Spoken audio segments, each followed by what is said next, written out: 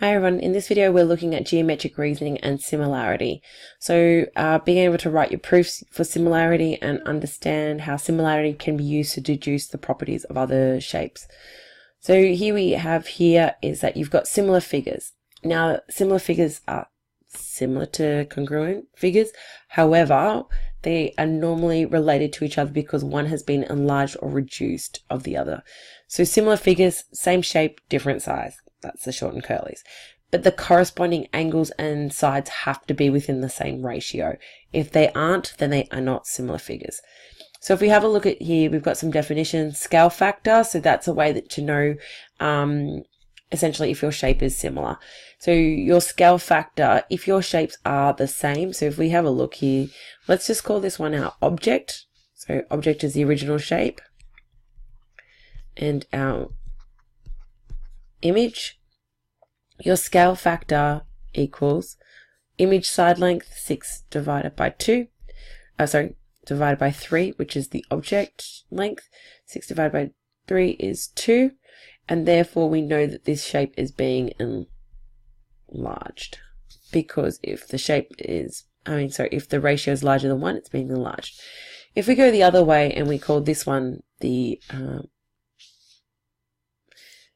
this one here the object, and this one here the image.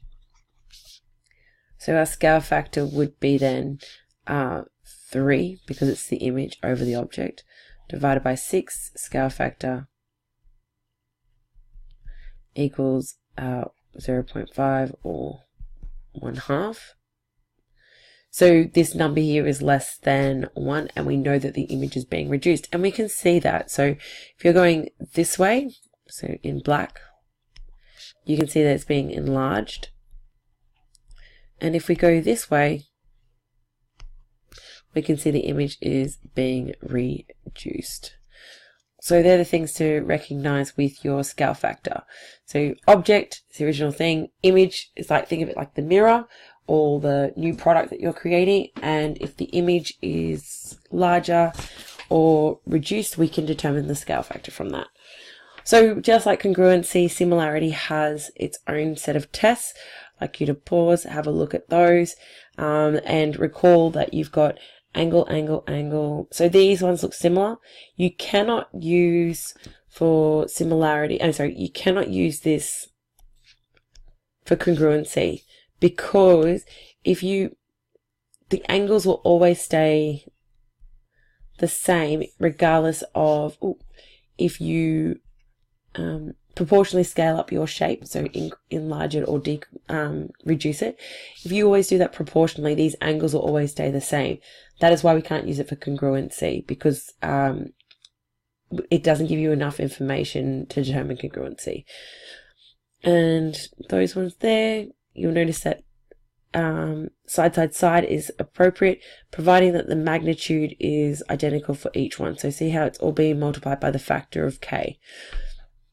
And then side angle side. So using our tests, similarity test, determine which one of these triangles is similar. So we can see that they've got 140 degrees as their angle. We could then have a look here. We might use side angle side. We can see that there's 2 sides here, 2 sides here. So that's when we would use our scale factor. So for triangle A and B, we're going to use, this is the object and this is the image. So triangle A and B, your scale factor equals object over image over object, so 6 to 3 gives us 2.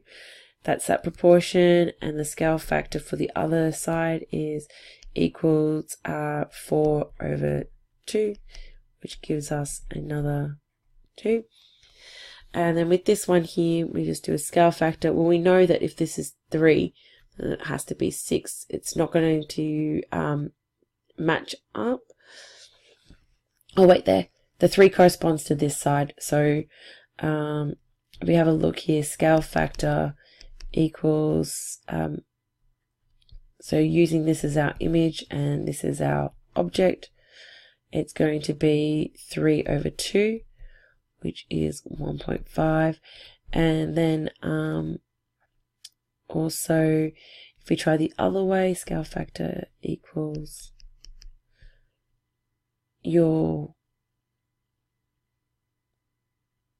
this is our image that corresponds to that, is going to be 5 over 3, because those two sides correspond, and that gives us scale factor of 3 into 5 goes 1.2. Note that these two numbers are not the same, so therefore they can't be similar triangles because the scale factor is not the same for both sides. So we know then that triangle A is similar to triangle B, and that's because of side, angle, side. Triangle C is not similar because of this. Those two numbers are not the same. So what I'd like you to do is continue on. So using our similarity test with geometric reasoning, prove that ABC is similar to EDC.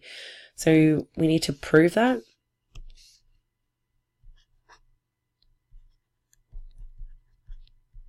It's similar to triangle EDC. So we can see that lines that AB is parallel to DE, and that's all we have in terms of given information.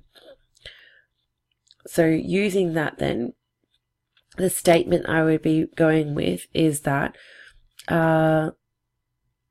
angle BAC is equal to angle DEC, and that's because these are two parallel lines, and that means that they are alternate, and that gives us one angle. We know also that angle ABC, so this way, is going to be the same as this one here, EDC.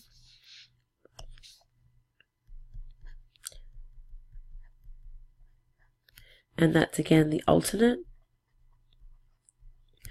and that gives us another angle.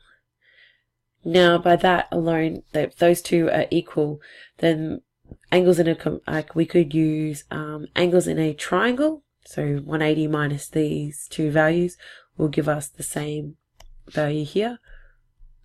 But we also know that these are vertically opposite. So angles ACB equals angle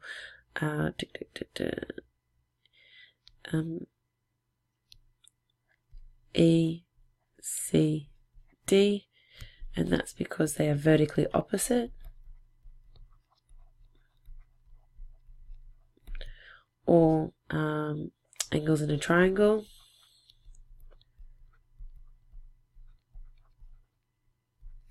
And that gives us another angle. So therefore, triangle ABC is similar to triangle EDC, and the test is, not side, is angle, angle, angle. And that's how we prove using a sequence of steps to form a part of the formal mathematical proof.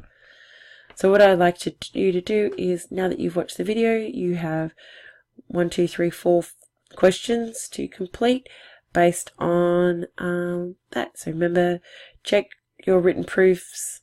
So make sure that you are giving your reason for those shapes. Great. Have a good one.